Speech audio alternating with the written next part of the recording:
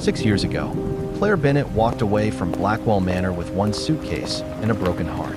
She left the diamonds. She left the luxury cars. She left the billionaire who had convinced her she was nothing without him. Richard Blackwell stood on the balcony that morning, certain she would crawl back. She never did. 6 years later, the woman who left with nothing owned one of the city's most successful interior design companies. Clients waited months for an appointment with Claire Bennett Interiors. She had rebuilt everything Richard tried to destroy. Everything, except her ability to trust another man. She made herself one promise. Never again would she become smaller to make someone else feel powerful. She never imagined that the man who would challenge that promise would carry the same last name. The Blackwell Foundation Gala was the last place Claire wanted to be.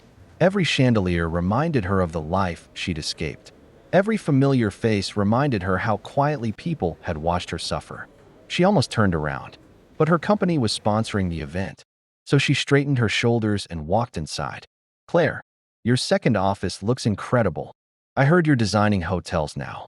For the first time, nobody called her Richard's wife. She was simply Claire Bennett. Then a voice behind her changed everything. "Claire." She turned slowly. Daniel Blackwell, Richard's cousin. Older, bearded, calm in a way Richard had never been. Neither of them spoke for several seconds. Finally, Daniel smiled. "It's been a long time. 6 years. His expression became serious. "I owe you an apology." Claire frowned. "For what?" "I knew something was wrong in your marriage. I should have asked if you were okay." No excuses. No defense. Just honesty. Before Claire could answer, Daniel nodded politely. "Enjoy your evening." And he walked away. She watched him disappear into the crowd, confused by the one thing she hadn't expected: respect. 3 days later, Claire's receptionist knocked on her office door. "Ms. Bennett, there's a Blackwell here to see you." Claire's heart stopped. For one terrible second, she thought Richard had found her.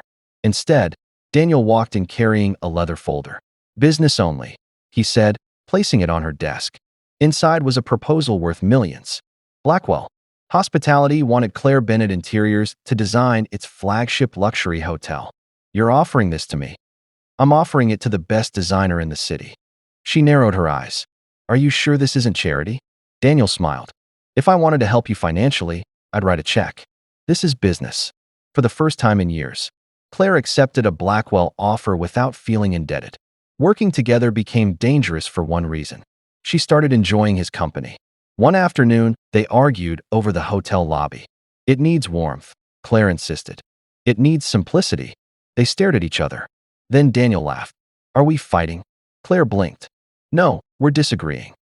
"Good. I was hoping adults still did that." She smiled before she realized she was smiling. It frightened her. Weeks later, Daniel finally asked her to dinner. She refused immediately. "Because you're a Blackwell." He nodded. "That's fair. You're not going to convince me." "No." "Why?" "Because trust isn't won in one conversation. It's earned." He left. Claire spent the entire night thinking about the man who had accepted her no without making her feel guilty. Eventually, she said yes. Dinner became walks. Walks became conversations.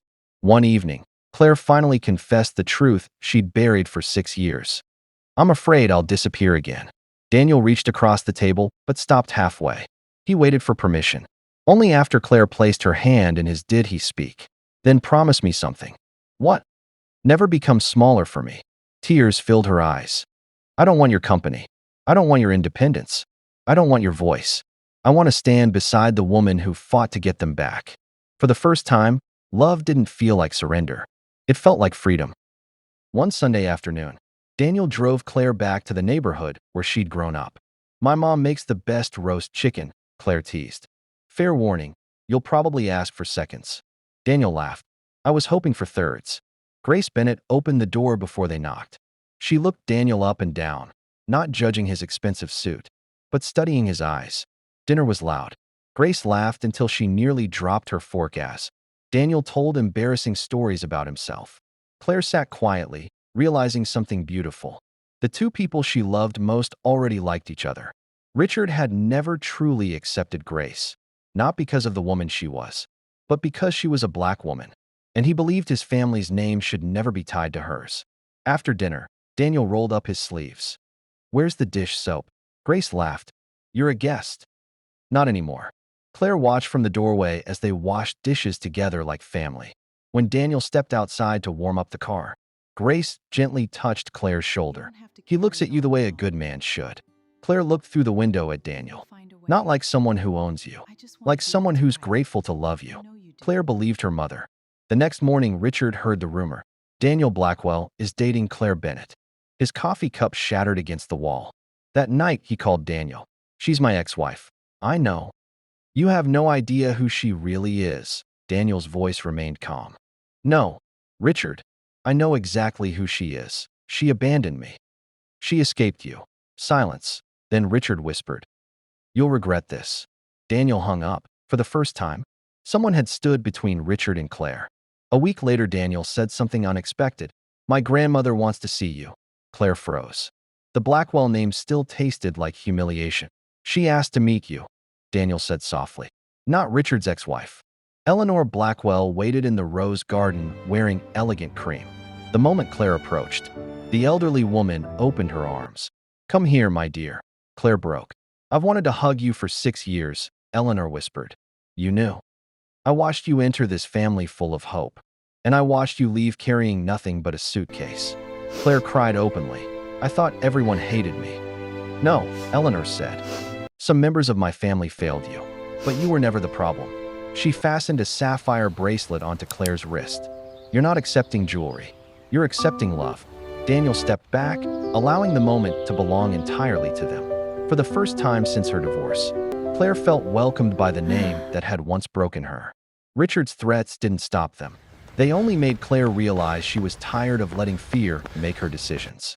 Months later, Daniel took her back to the little restaurant where they'd shared their first real conversation. No photographers, no orchestra, just candlelight. He placed a velvet box on the table. I know you don't need me. He opened it. But I'd love to spend the rest of my life beside you. Claire laughed through tears. What if I change? Then I'll learn the new version of you. What if I'm difficult? I'll probably deserve it sometimes. What if I never become Mrs. Blackwell? Daniel smiled. Then stay Claire Bennett. She whispered the only answer that mattered. Yes. As the church doors opened, Claire saw 3 faces. Her mother, Daniel, and Richard standing silently at the back. For one brief second, the memories came rushing back. The mansion, the loneliness, the tears, and the morning she walked away with one suitcase. But then she looked at Daniel, and she chose her future. Claire walked down the aisle with quiet confidence, knowing this wasn't the beginning of her happiness.